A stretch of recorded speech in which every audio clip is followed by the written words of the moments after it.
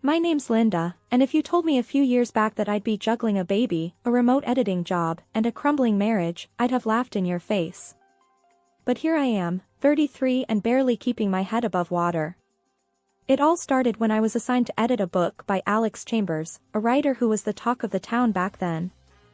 I remember our first call. His voice, deep and a bit rough, came through the line, "Linda, Alex Chambers. Got your notes? Let's talk shop." I was professional, of course. "Sure, Alex. Chapter 3, the pacing feels off. And the character of John, he needs more depth." There was a pause, then a chuckle. "Straight to the point, huh? I like that." That was our routine. Long calls, discussing his book, characters coming alive between us. Then one day, he threw me a curveball. "Your voice, Linda, it's, I don't know, calming. Fancy meeting over coffee? Talk about the book face to face?" I was taken aback, but curious. Sure, why not? So we met, and things clicked in a way I didn't expect. Fast forward through a whirlwind romance, and I found myself married to Alex Chambers, with a little girl, Lily, to complete the picture. Life was a dream, at first. Alex was charming, attentive. But when Lily came, and I switched to working from home, things started to shift. It started small. Alex, usually brimming with ideas, hit a dry spell. One night, as I was putting Lily to bed, I heard him cursing at his laptop. "Nothing. Not a damn word comes to mind," he shouted. I peeked into his office. "Hey, what's wrong?" He spun around, his face a mix of frustration and despair. "This book, Linda. It's like pulling teeth. I can't get the words out." Without thinking, I sat down next to him. "Let me take a look." That night, I ended up rewriting half of chapter 4.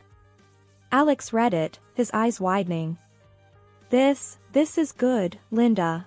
Really good." A spark of pride flickered in me. But it was soon overshadowed by a new routine. I found myself spending nights at the desk, transforming Alex's jumbled thoughts into coherent chapters. He'd hover over my shoulder, nodding and occasionally mumbling, "Yeah, that's good." One evening, as I wrapped up a chapter, Alex leaned in and kissed my forehead. "Couldn't do this without you, babe." I smiled, but it didn't reach my eyes. I was tired, worn out from balancing my work, Lily, and now, Alex's book. I felt like I was losing myself in the process. As weeks turned into months, my role as the secret backbone of Alex's writing solidified. I was the one breathing life into his characters, crafting the twists and turns of his plots. But outside our home office, I was just Linda, Alex's wife. One day, as I was tidying up the living room, Alex walked in, phone in hand. "Hey, Linda, my publisher loved the latest chapter. They think it's some of my best work." I forced a smile. "That's great, Alex." He didn't notice the strain in my voice. "Yeah." I told them I've been working hard on it. I bit back a sharp retort. "Working hard?" It was my words, my nights spent agonizing over every sentence. As Alex's book neared completion, my resentment grew. I was the muse he never acknowledged, the ghost in his success story. I remember confronting him about it one night. "Alex, don't you think I deserve some credit? I've practically written half the book." He looked up, surprised. "What? Linda, come on. It's my name on the cover. That's how it works." I stared at him, disbelief and anger swirling inside me. "So, my work, my words, they mean nothing?" Alex sighed, running a hand through his hair. "You're helping me, Linda. That's what partners do. But it's my book, my career." I walked out of the room, my heart heavy. It was clear to me then. In Alex's story, I was just a footnote, a nameless contributor. And that hurt more than I could say. The night the book was published, I held a copy in my hands. Flipping through the pages, my words stared back at me, hiding behind Alex's name. There was no mention of me in the acknowledgements, not even a subtle hint. I confronted Alex about it, my voice trembling with suppressed emotion. You didn't even mention me. Not once. He shrugged, oblivious to my hurt. It's just how it is, Linda. I'm the writer, you're the editor. We each have our roles. That was the moment I realized how invisible I'd become in Alex's world. It was a bitter pill to swallow, a harsh truth I had to face. My life turned into a pressure cooker about to blow. Juggling work, Lily, the house, and Alex's demands had me stretched thinner than a dollar store rubber band. One typical Tuesday, I was knee-deep in laundry when Alex barged in, his face buried in his phone. Linda, where's my blue shirt? The one I wore at last week's reading? I pointed to the ironing board without looking up. It's right there, Alex. Ironed it this morning. He grabbed the shirt and mumbled a half-hearted, thanks, already distracted by another text. I shook my head, feeling like part of the furniture. That night, after putting Lily to bed, I sat down to edit a manuscript for work. My eyes were heavy, my brain fried. Alex strolled in, a sheaf of papers in his hand. Hey, can you look at these? I need your magic touch. I glanced at the clock. It was already past 10. Alex, it's late, and I've got a pile of editing for work. He frowned, his voice rising. But this is important, Linda. My publisher's waiting.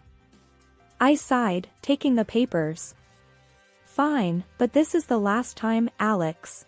I can't keep doing this. He scoffed, what's the big deal? You're just sitting at home all day. I snapped. Just sitting at home? Really, Alex? Between Lily, the house, and your never-ending book needs, I barely have time to breathe. Alex rolled his eyes. Dramatic much? I'm the one with the real job here. That stung. Real job? I'm an editor, Alex, not your personal assistant. He shrugged, clearly not getting it. Whatever, just do what you can. I worked on his manuscript, resentment boiling inside me. Each word I edited felt like a betrayal to my own work. The next day, as I was fixing lunch, Alex waltzed in, phone in hand again. Linda, I need you to draft some emails to my publisher. And book my flight to New York next week. I slammed the knife down on the counter. Do it yourself, Alex. I'm not your secretary. He looked taken aback. What's gotten into you? I exploded. I'm tired, Alex. Tired of being your invisible helper, tired of putting my life on hold. He tried to interrupt, but I plowed on. No, let me finish. I'm also a person, with dreams and a career. But you just take and never give a damn. Alex's face hardened. Fine, do what you want. I don't need your help. I watched him storm out, feeling a mix of relief and dread. But as I stood in the silent kitchen, I couldn't shake the feeling that things were about to get a lot harder. The day I uncovered Alex's infidelity felt like any other, until I stumbled upon something that turned my world upside down. I was sorting through our joint bank statements when I noticed a peculiar charge. Alex had booked a hotel room, supposedly for a fan meetup. But it wasn't a single room like usual, this time, it was a double. My heart pounded as I stared at the screen. A double room? Why would he need that? The question echoed in my mind, but deep down, I feared I already knew the answer. I decided to confront him when he got back. He walked through the door that evening, looking weary but satisfied. Hey, Linda, back from the event. It was great, he said, trying to kiss me. I dodged his kiss and held up the bank statement. Why'd you book a double room, Alex? He glanced at the statement, his face momentarily blank. Oh, that? Must be a mistake. I booked a single, like always. I wanted to believe him, but the doubt had already seated itself. A mistake, huh? Okay. Later that night, after Alex came home drunk, he crashed into bed, leaving his phone carelessly on the nightstand. A voice inside me whispered to check it. I hesitated, but curiosity and suspicion won. Picking up his phone, I felt like a detective in a bad movie, but what I found was no fiction. His messages were a maze of lies and deceit. There it was, a string of texts with someone named Julia. They weren't just friendly, they were intimate, full of plans and secrets. I scrolled through their conversations, each message a stab to my heart. Alex's words about me were the worst, calling me a fool, saying he only kept me around as a servant. Tears blurred my vision, but I kept going, screenshotting everything. Then I found the photos, Alex and Julia, together in ways that left no room for doubt. It was like watching a car crash in slow motion, horrifying, but impossible to look away. I transferred all the evidence to my laptop, a heavy knot forming in my stomach. This was more than a hunch now, it was cold, hard proof of his betrayal. The next day, I acted like everything was normal. Alex, clueless and hungover, didn't suspect a thing. "Morning, Linda. What's for breakfast?" he asked, rubbing his eyes. "Just cereal," I replied, my voice steady despite the storm inside. As he sat eating, oblivious, I studied him. This was the man I married, the father of my child, living a double life right under my nose. Anger and hurt welled up inside me, but I pushed them down. I needed to be smart, to plan my next move carefully. That day, as I went about my chores and work, part of me was elsewhere, plotting, planning. Alex's betrayal had shattered something fundamental between us. But I wasn't going to let him see me break. Not yet. I had to be strategic, to hit him where it hurt most. And for that, I needed to keep my discovery a secret, for now. It was a regular evening, Alex was lounging in his chair, absorbed in his laptop. Lily had just fallen asleep, and the house was quiet. The perfect setting for a confrontation. I approached him hesitantly. "Alex, can we talk? It's important." He barely glanced up. "Sure, what's up?" I took a deep breath, my phone recording in my pocket. "I'm burned out, Alex. Writing your books, managing the house, taking care of Lily. I can't do it anymore." His fingers stopped typing. He looked up, his eyes narrowing. "What do you mean you can't do it? You know how important this is to me." I persisted, my voice steady despite the churning in my stomach. "It's too much. I have my own work, and Lily needs more of my time. I can't write your books for you anymore." Alex's face reddened. "You can't just quit, Linda. My career depends on those books. You're supposed to support me, not bail out." I tried to sound as reasonable as possible. "Support goes both ways, Alex. I need your understanding now." He scoffed. "Understanding? I've given you a comfortable life, a home, and this is how you repay me? By backing out when I need you the most." His words stung, but I needed him to admit the full extent of my role. "I've been doing more than backing you up, Alex. I've been writing your books, and it's taking a toll on me." He stood up abruptly, his chair scraping against the floor. "You're just the editor, Linda. Let's not overstate your role here." I felt my patience waning. "Just the editor? Alex, who do you think has been coming up with the plots, the dialogues, refining the characters?" "It's been me." His voice rose in anger. "So what? My name is on those books. Without me, they'd be nothing." "You're nothing without me." I edged closer, ensuring my phone caught every word. "Are you saying you'd be nothing without my writing?" He laughed, a harsh, mocking sound. "Of course not. I'm the author, but you quitting now is like a betrayal. You can't leave me hanging. If you stop writing for me, I'll make sure you regret it." I asked, baiting him further. "Is that a threat, Alex?"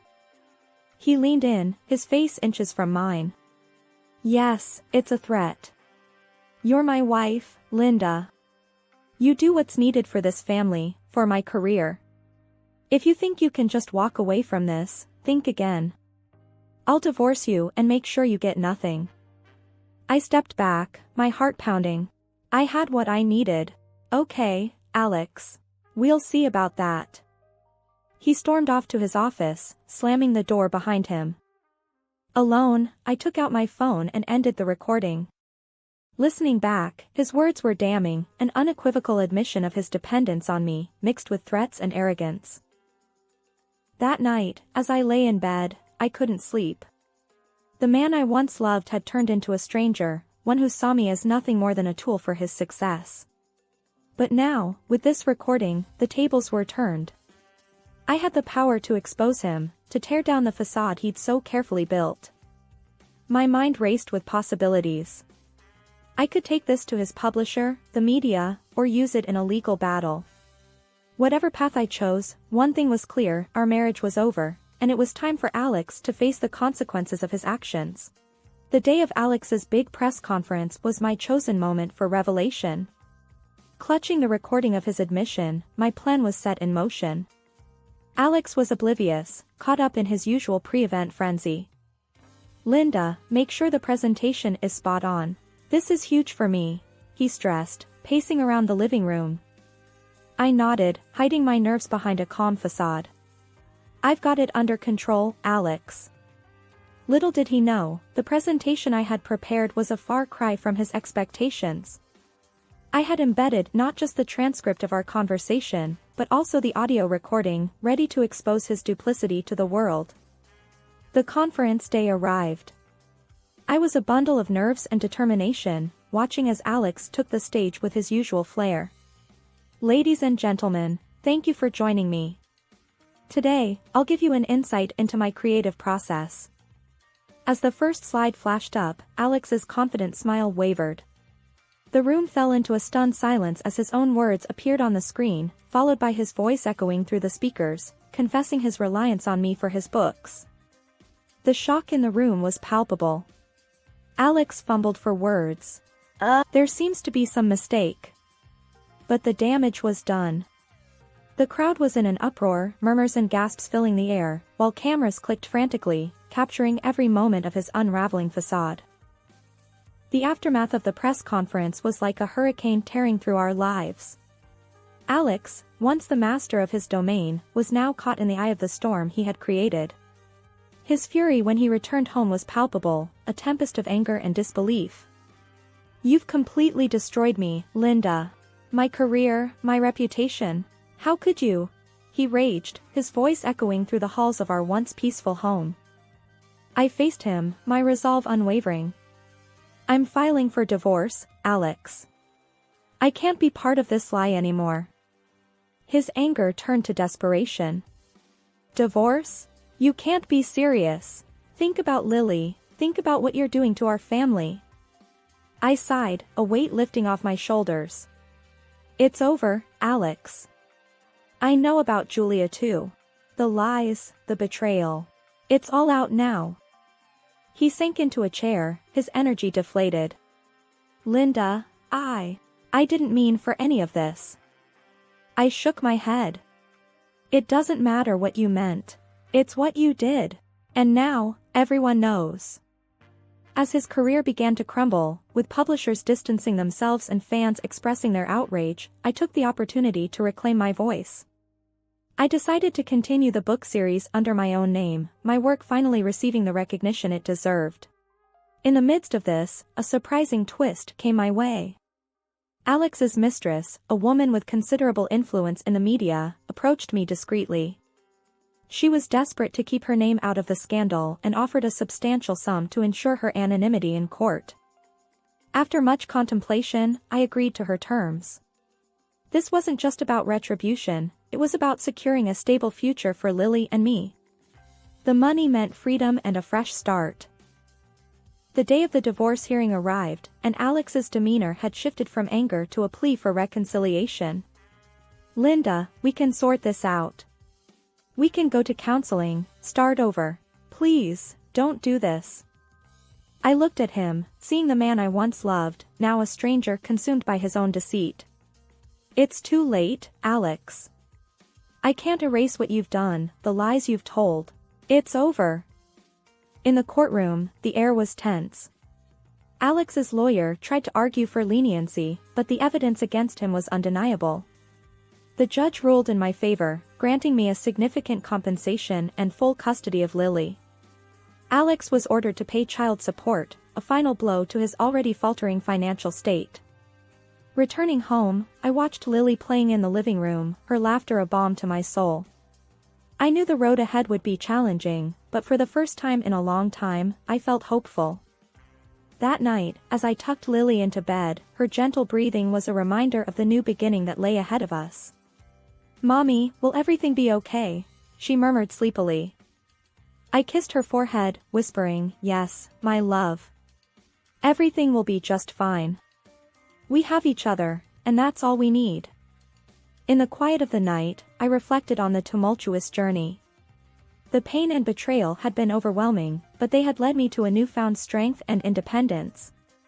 It was the end of a painful chapter, but the start of something new, a future where I was the author of my own story, free to write the next chapters as I saw fit. In the wake of our divorce, life settled into a new rhythm. I focused on raising Lily and my burgeoning writing career, now rightfully acknowledged under my name.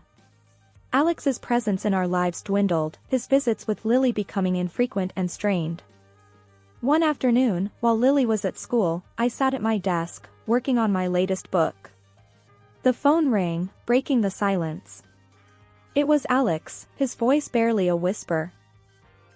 "Linda, I've messed up," he said, a tremor in his voice. "What happened, Alex?" I asked, my tone guarded.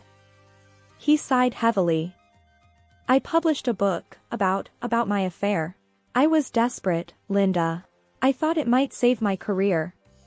But I named Julia in it." I was stunned.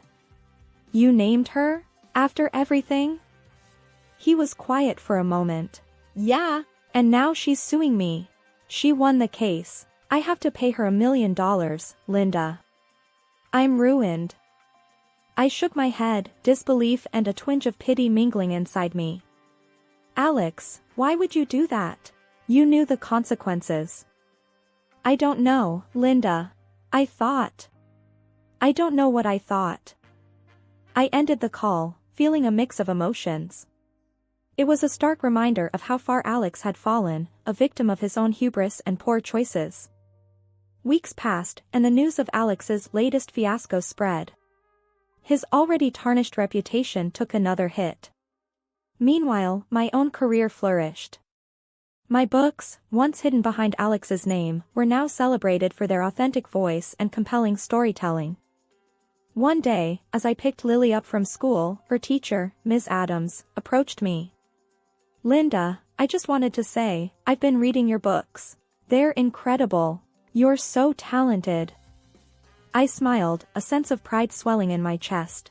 "Thank you, Ms. Adams. That means a lot."